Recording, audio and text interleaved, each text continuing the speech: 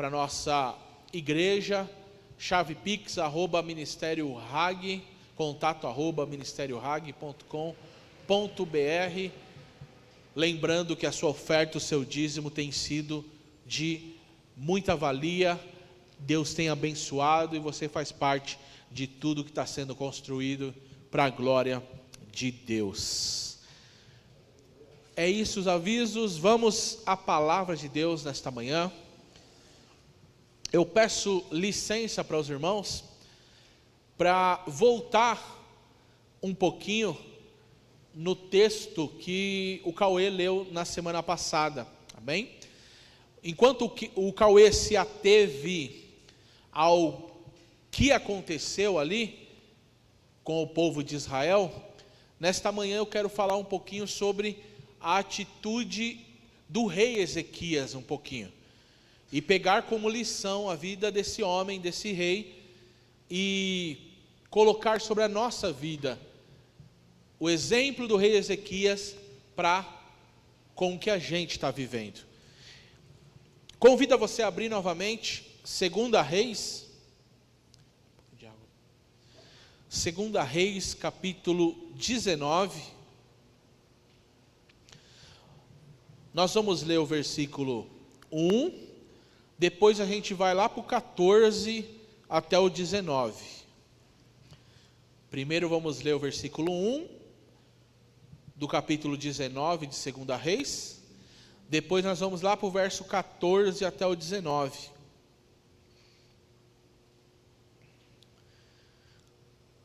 Livro de 2 Reis, capítulo 19, verso 1. A palavra do Senhor diz assim: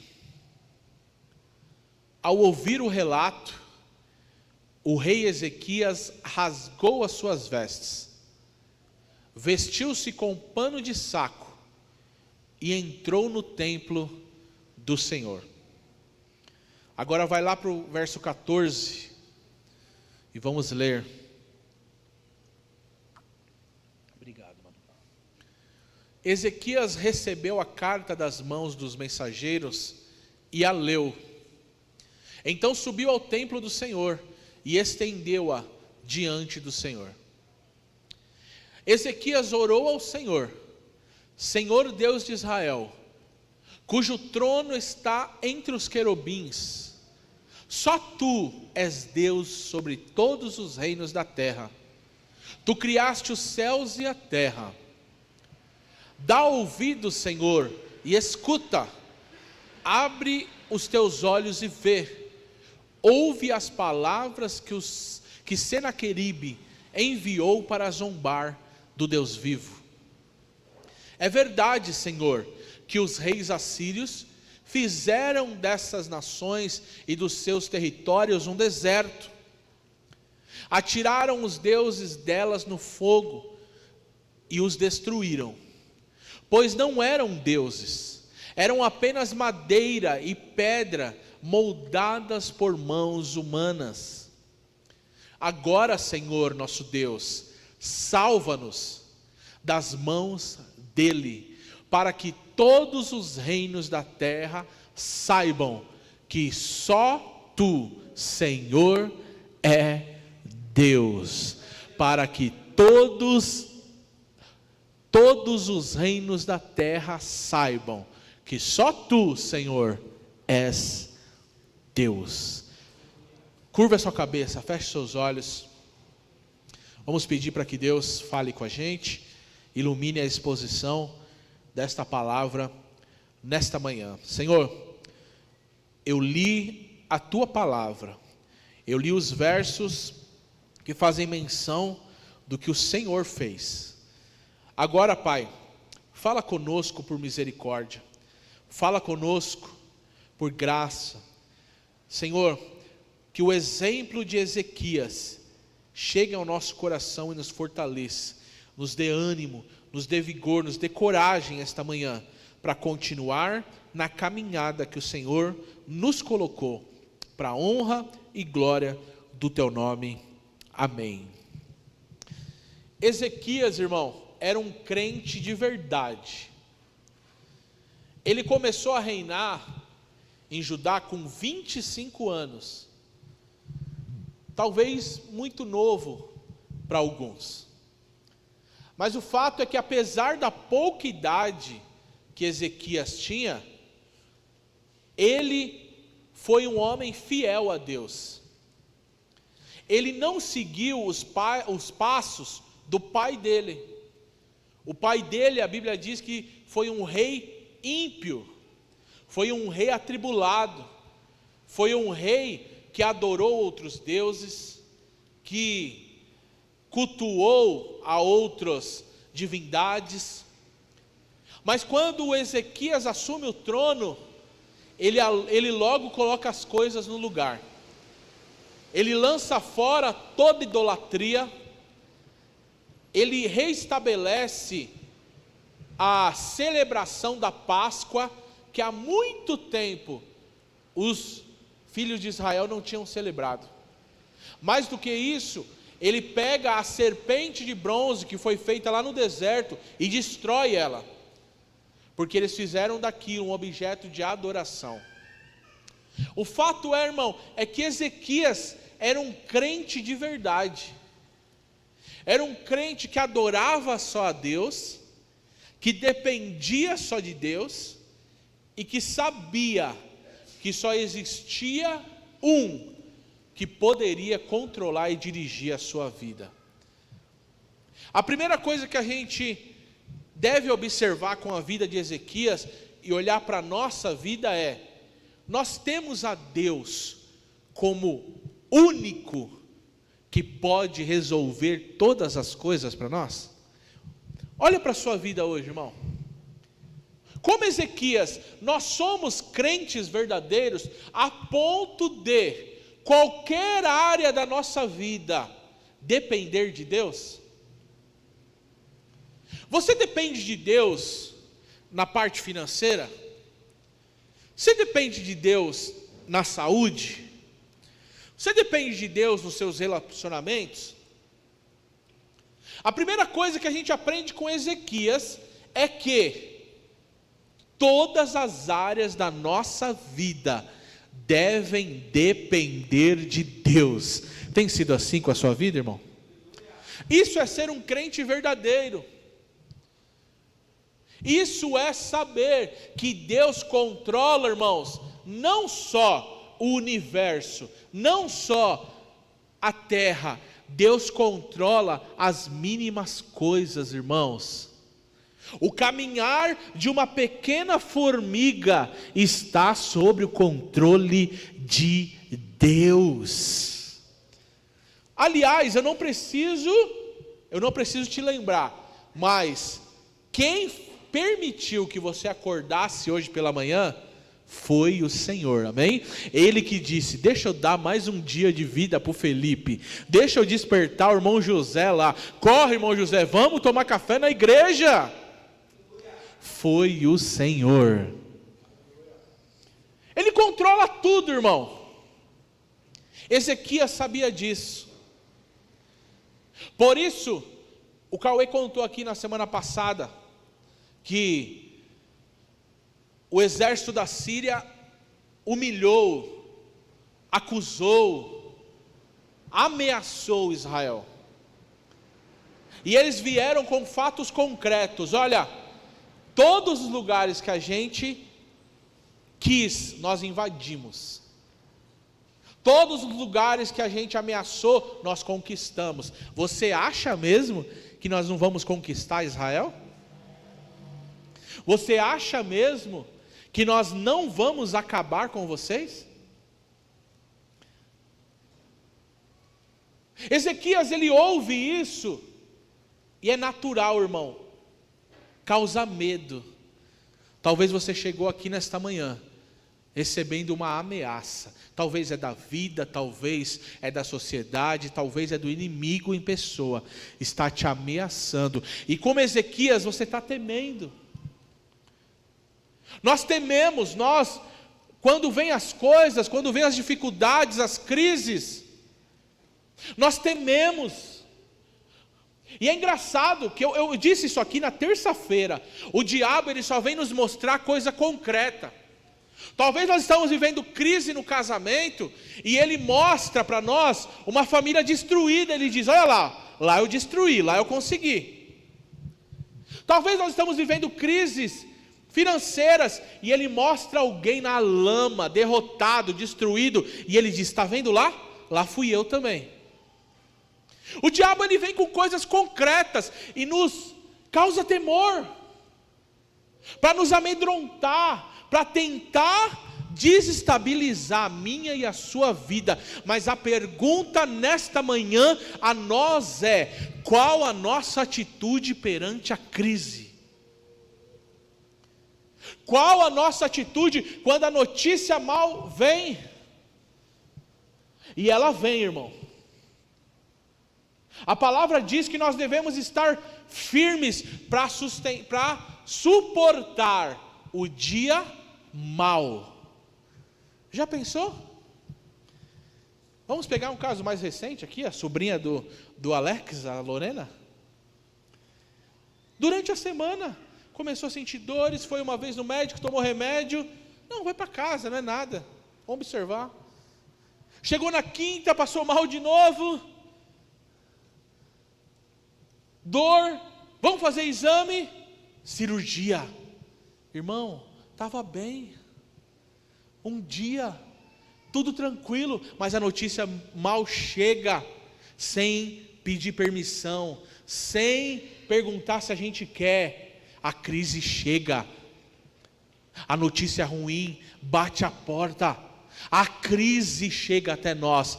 Como tem sido a nossa postura? Qual tem sido a minha? Ou talvez, irmão, Deus está fazendo a gente ouvir esta palavra para nos preparar. E talvez a pergunta é: no futuro, qual será a nossa postura no dia da crise? Talvez esta palavra aqui está sendo como uma palavra que está nos preparando.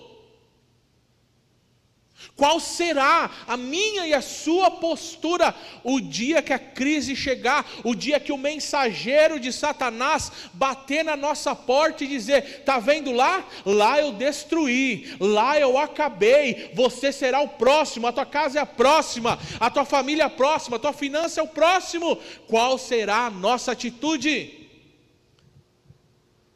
Nós teremos uma postura como de Ezequias, um rei íntegro, crente, servo de Deus, e nós vamos observar aqui qual foi a postura dele. Ou nós iremos se render à fala mentirosa de Satanás? Deixa eu já te dizer aqui, irmão, se Deus está permitindo a gente ouvir esta palavra nesta manhã, é para encorajar e fortalecer a tua vida, irmão. Você é um crente no Senhor. Você é alguém que deposita a esperança somente em Deus. Qual foi a atitude de Ezequias? Versículo 1, Luiz. Ao ouvir o relato, a crise chegou. Primeira coisa, irmão, o rei Ezequias rasgou as suas vestes. O que significava isso, irmão? Quando um rei,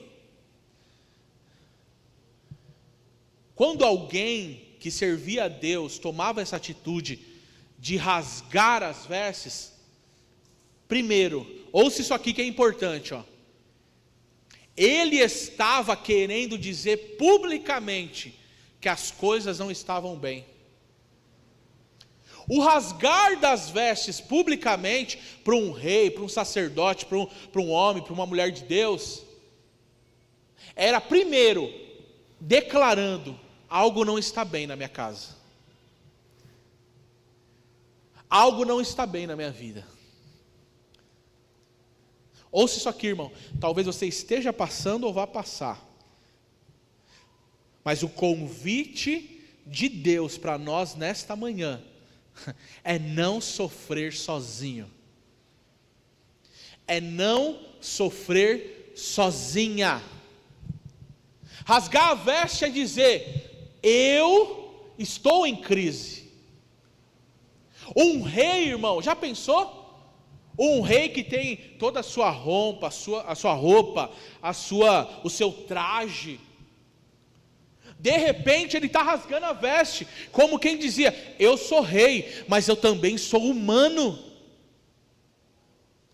Deixa eu te dizer aqui, irmão, você tem cara de durão, você tem cara de durona, você acha que pode resolver tudo sozinho, você acha que o seu dinheiro, você acha que a sua vida resolve tudo. Deixa eu te dizer, Deus nos leva a caminhos que a gente vai precisar rasgar as vestes e dizer: eu preciso de ajuda. Talvez chegou gente aqui hoje, irmão, e Deus está dizendo: tem um caminho de restauração para a sua vida, tem um caminho de restauração para esta crise, e o primeiro passo é: rasga as vestes. Mostra que você está em crise, mostra que você tem problema, irmão. Nenhum de nós aqui é super-homem, super-mulher, irmãos. Nós somos totalmente dependentes de Deus. Rasga essas vestes hoje, irmão. Ezequias rasga as vestes. Um rei, irmão, rasgando as vestes. Um rei rasgando as vestes. Vestiu-se com pano de saco. Sabe o que é isso? Não é Agenor Duque não, irmão, que quer se aparecer lá na Celso Garcia não, irmão. Se vestir de pano de saco é uma verdadeira forma de humilhação. Sabe qual é o caminho do agir de Deus, irmão? Jesus disse isso: humilhai-vos perante a potente mão do Senhor, que ao seu tempo Ele vos exaltará. Os crentes de hoje estão pensando que é o contrário, está se exaltando primeiro, e a Bíblia diz que aquele que a si mesmo se exalta, Deus humilha, irmão. Mas aquele que a si mesmo se humilha, Deus exalta. Você está entendendo o que Deus está falando aqui nesta manhã, irmão? Primeiro ponto: rasga as vestes. Quando a gente rasga as vestes, a gente se mostra. Quando a gente rasga as vestes, a gente mostra quem realmente nós somos. Eu conheci um pastor que quando estava fora do púlpito, irmão, quando estava fora do ambiente da igreja, pensa numa pessoa agradável. Era engraçado, era gostoso de conversar com ele, a conversa fluía. Agora, quando tinha um evento na igreja, as primeiras vezes eu estranhei, porque eu ia conversar com ele no ambiente da igreja, todo alegre, pensando que eu ia encontrar aquele mesma pessoa lá de fora, e quando eu ia, tinha uma armadura. A voz mudava, a postura mudava. Paz do Senhor. Eu estranhava, eu falei: por que isso? E não estou falando que a gente não tem que ter reverência, irmão, mas nós temos que ser quem somos. Sabe por quê? Porque o mais interessado já nos conhece. Se rasgar as vestes, irmão, é mostrar quem somos. A gente está dizendo: eu sou limitado mesmo. Eu sou rei, mas eu sou limitado. Eu sou rei, mas eu sou fraco. Eu sou rei, mas se não fosse o Senhor. Rasgar vestes é: eu sou rei por graça e misericórdia que Ele me colocou aqui, mas eu continuo sendo ser humano e carente da graça de Deus. É isso que é rasgar veste, irmão. Mostra que você tem problema também, por favor, irmão. Eu aprendi, uma coisa que eu aprendi nesse ano de 2025, irmão, é que a gente precisa de gente, irmão. Nós precisamos de Deus, mas nós precisamos de gente do nosso lado também. Nós precisamos de gente para caminhar, e de preferência, mais crente que a gente. Mais crente que a gente. Eu percebi o quão diferença, como é ter alguém do lado que você pode falar do Senhor, se abrir, e as palavras que Deus usa aquela pessoa nos acalentam, nos fortalece, nos dá ânimo, nos encoraja para prosseguir. Se mostre, irmão. Ezequias rasgou as suas vestes, vestiu-se de pano de saco, humilhação, e entrou no templo do Senhor. Ele não foi em outro lugar, irmão. Eu não sei onde você está indo, irmão, no dia da crise, mas há um convite aqui nesta manhã. O convite é: nunca deixe de ir ao Senhor. Olha o caminho: se mostrar, se humilhar e ir para Deus. Irmão, não tem receita melhor, irmão, para que Deus se mova ao nosso favor. Se mostrar, se humilhar e entrar e ir aos pés do Senhor. É um convite de Deus para nós esta manhã aqui, irmão. Deus está neste lugar. Você sabe para onde você deve ir, irmão? No dia da crise, você sabe para onde deve ir?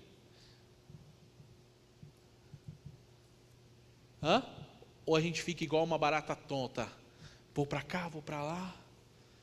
Corra aos pés do Senhor. Versículo 14, Luiz.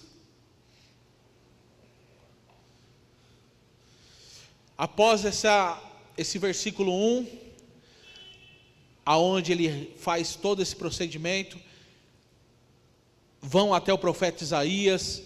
O profeta Isaías é usado por Deus, dizendo que Deus iria restaurar, Deus iria ouvir, Deus iria dar livramento para Israel quanto à Síria.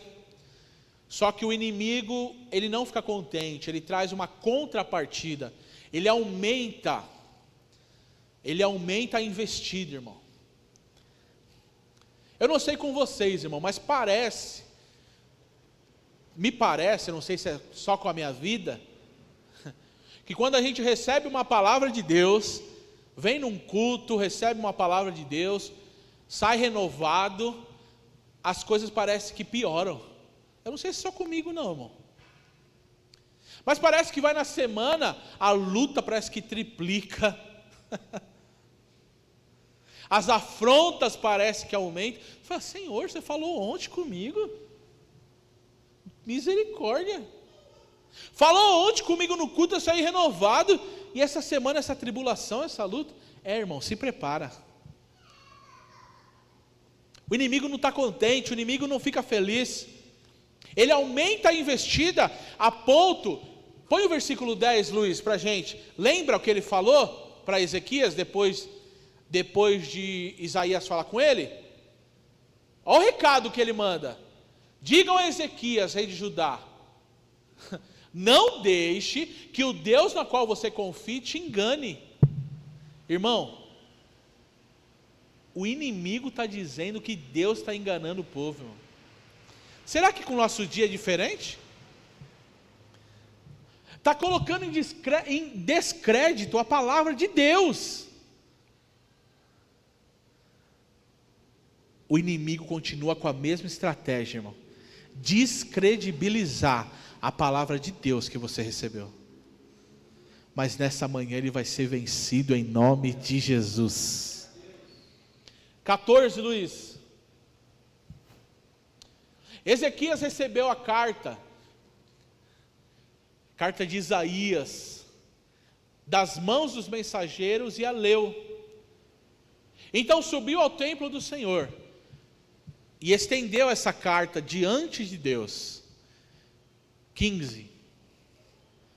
Ezequias orou ao Senhor: Senhor, Deus de Israel, cujo trono está entre os querubins, só tu és Deus sobre todos os reinos da terra. Tu criaste os céus e a terra.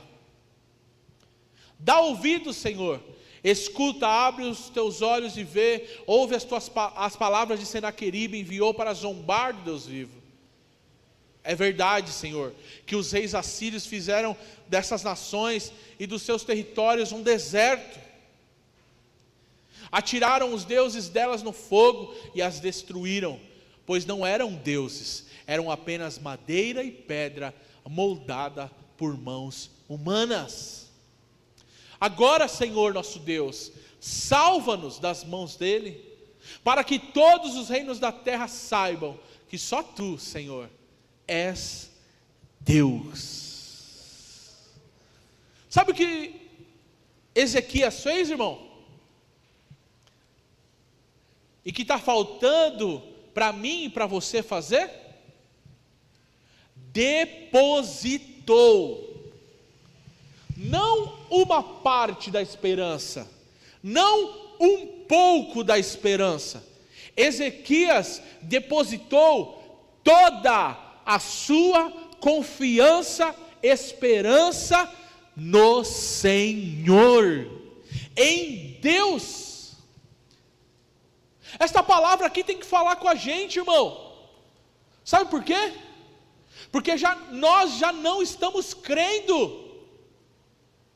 Nós já não estamos crendo que Deus tem poder para fazer todas as coisas. Deus tem poder, irmão, para mudar o coração de um rei, de um homem. Aliás, a palavra do Senhor diz que Ele pega os corações de pedra e coloca um coração de carne, irmão. Nós temos que voltar a crer que o Deus que a gente serve, irmão, foi o Deus que abriu o mar vermelho para Israel passar. Nós temos que voltar a crer que o Deus que nós servimos é o Deus que derrubou as muralhas de Jericó. Nós temos que voltar a crer que o Deus que a gente serve é o Deus que curou a mulher do fluxo de sangue. Ela somente tocou no vestido de Jesus, irmão. Ela não tocou na mão, ela não tocou em uma parte física, ela tocou no vestido de Jesus. E sabe o que a Bíblia diz? Ela foi curada. Esse é o Deus que a gente serve. Nós, como Ezequias, precisamos acreditar que se orarmos, Deus vai mover céu e terra, irmão. Deus faz, eu não sei, tem hora que eu acho que muito crente acha que é história, irmão, que é conto, o que a Bíblia relata, irmão. Quando a Bíblia diz que Josué orou e o sol parou, irmão, o sol parou. Na verdade a gente sabe que foi a terra, né? O sol está parado lá sempre. Mas a Bíblia diz que voltou, o tempo voltou, irmão. E eu creio nisso. A Bíblia diz, irmão, que o povo de Israel atravessou o mar vermelho enxuto, sem nenhuma gota de água, e é nesta palavra que eu creio. Aí quando chega lá em Lucas capítulo 1, quando um anjo vai trazer uma mensagem para Maria, lá em Lucas 1, 37, o que está escrito lá? Maria pergunta: como que vai ser isso? Eu não conheci homem, eu não sou casada, como que eu vou engravidar? Como que vai acontecer tudo isso? Aí o anjo diz para ela: pois nada é impossível para quem, irmão? Para Deus. Isso que você está passando, irmão, o homem que transformou água em vinho pode transformar essa tristeza em alegria hoje. O homem que multiplicou pães e peixe pode multiplicar a tua paz nesta manhã. Você crê assim, irmão? Ele está aqui. Basta somente ser um crente verdadeiro como Ezequias, irmão. Há um versículo em Salmos que eu gosto muito dele, irmão, e eu vivo por ele, e eu cito bastante ele aqui, que diz que nenhum daqueles que depositaram a sua confiança em Deus foram decepcionados, irmão. Nenhum daqueles que viveram para Deus foram decepcionados. Sabe quem foi decepcionado? Quem viveu em cima do muro, quem não sabia o que queria, que uma hora servia a Deus e uma hora servia o mundo, uma hora estava servindo ao Senhor, tinha Ele como Deus, e outra hora estava com seus caminhos. Esses são decepcionados, porque o Deus deles é o ventre deles, é a vontade dele. Quem tem como Deus o próprio ventre é decepcionado, mas quem tem como Deus o Senhor dos exércitos jamais é decepcionado. Jamais. Ezequias clama a Deus, ele vai na casa de Deus, ele clama, ele pega aquelas cartas que Isaías lhe mandou e disse: Senhor, está aqui, ó, a ameaça é verdadeira, mas eu confio no Senhor, eu sei que tudo podes, e nenhum dos teus pensamentos podem ser impedidos.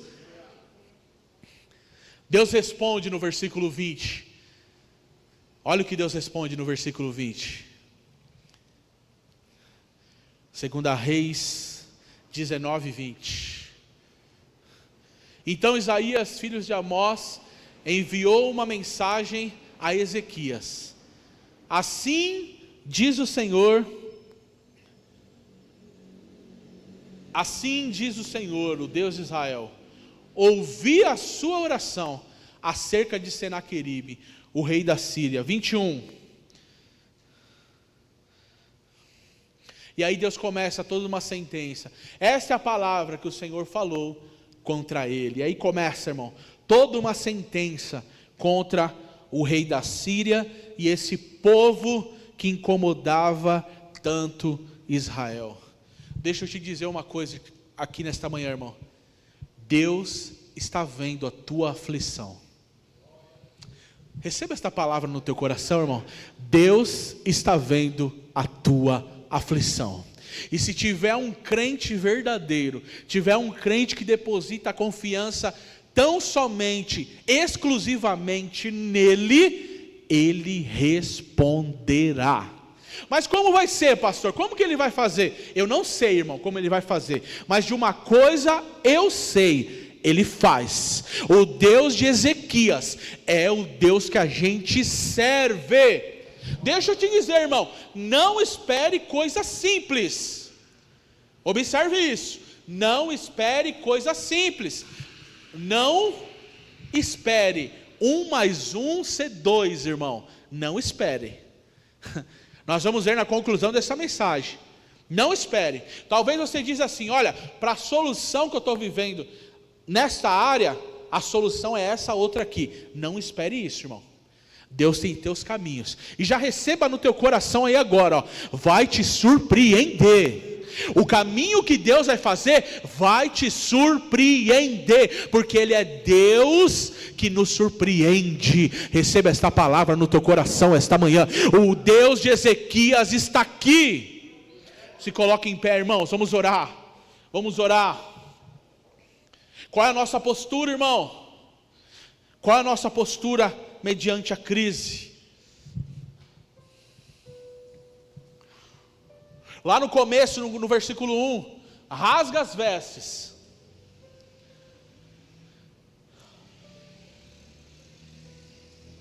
Rasgou as vestes, vestiu-se de pano de saco. Algumas versões dizem, irmão, que ele joga, era também uma das coisas que aquele que estava se humilhando perante o Senhor fazia. Jogava pó e cinza na cabeça. Pegava pó da terra e jogava sobre a cabeça. Isso tem um significado. Nós somos criados da onde, irmão? Do pó da terra. Quando um rei, um sacerdote pegava o pó da terra e jogava sobre a cabeça, Ele estava lembrando que sem Deus, sem o fôlego que Ele nos deu, nós somos apenas pó e cinza. Aliás, a Bíblia diz assim, Deus conhece a nossa estrutura, Ele se lembra que somos pó. O problema é que muito crente esquece muitas vezes. Tem muito crente que ouve muito aquele hino do ouro de Ofir, sabe? Ouve demais ele. Vai perante o espelho e diz, quão grande és tu, quão grande és tu. Não, irmão, nós somos pó, e o pó só tem valor na mão do oleiro. Adão só era um boneco feito lá, irmão, mas daqui a pouco Deus vem e... Quando Deus vem e... Ele passa a ser alguma coisa, irmão. Aí ele passa a ser alguma coisa. Quer ver como você vai se surpreender? Olha o desfecho dessa mensagem aqui. Você sabe como acabou essa mensagem? Quem sabe de cabeça aí? Quem lembra? Hã? Quem lembra? Na geração de hoje, Ezequias foi empoderado, chamou uns homens fortes pelo Instagram, fez uma caminhada, não pode falar de caminhada, né? Deixa quieto. Pegou a espada na mão. Foi isso que aconteceu, irmão? Diga assim, não. Quer ver o que aconteceu, irmão? E não diz respeito a nada sobre Ezequias? Versículo 35, Luiz.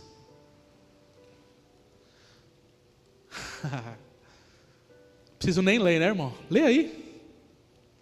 Lê aí. Naquela noite, quem foi, irmão? Quantos anjos, irmão? Quantos? O anjo é um só, né?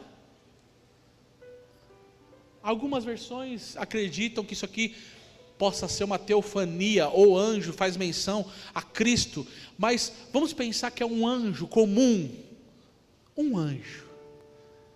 Saiu e matou quantos soldados? Quantos acreditam que isso aqui é verdade, irmão? Quantos acreditam que isso aqui aconteceu realmente? Que o nosso Deus fez isso? Naquela noite, o anjo do Senhor saiu e matou 185 mil homens no acampamento assírio. Quando o povo se levantou na manhã seguinte, o povo estava dormindo, irmão. Sabe o que Deus diz sobre nós? Deus dá aos seus amados enquanto eles dormem.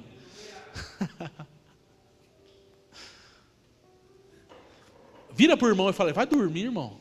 Você é crente? Vai dormir, irmão. Mas no culto não, hein? No culto não. Pergunta primeiro, se é crente, de verdade, se é crente. Pergunta para ele se é crente. Então vai dormir. O povo lá de boa, dormindo. Lá vai o anjo do Senhor.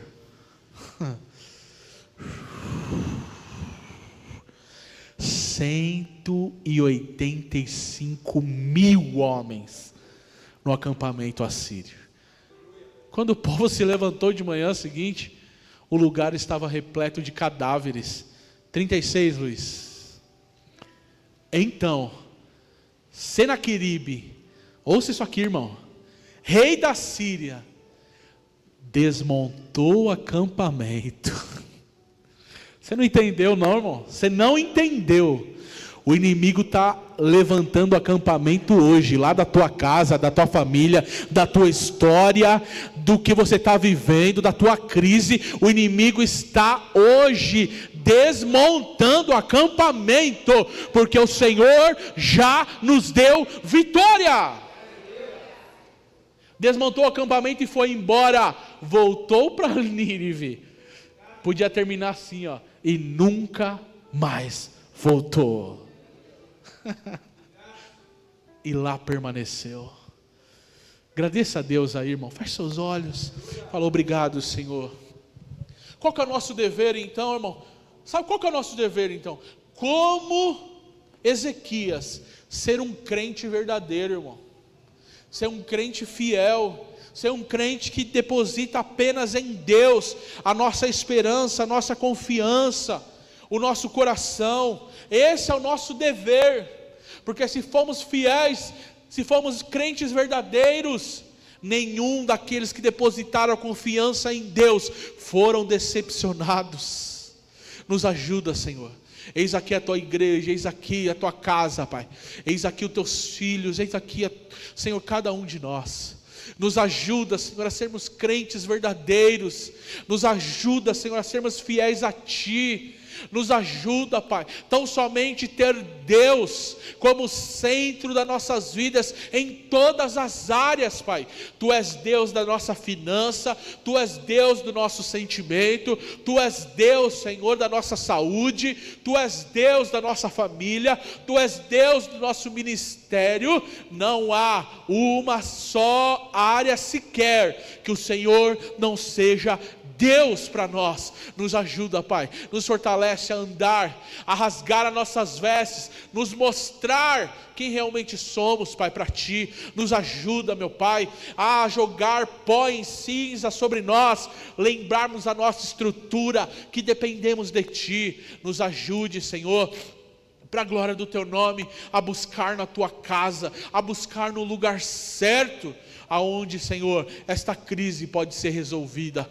Nos ajuda a depositar no Senhor, Pai, crermos que o Senhor faz e opera, e ninguém pode impedir. Fortalece Teu povo, fortalece essa igreja, fortalece Teus filhos diante de Ti, para a honra e glória do Teu nome. É o que nós Te pedimos nesta manhã, em nome de Jesus.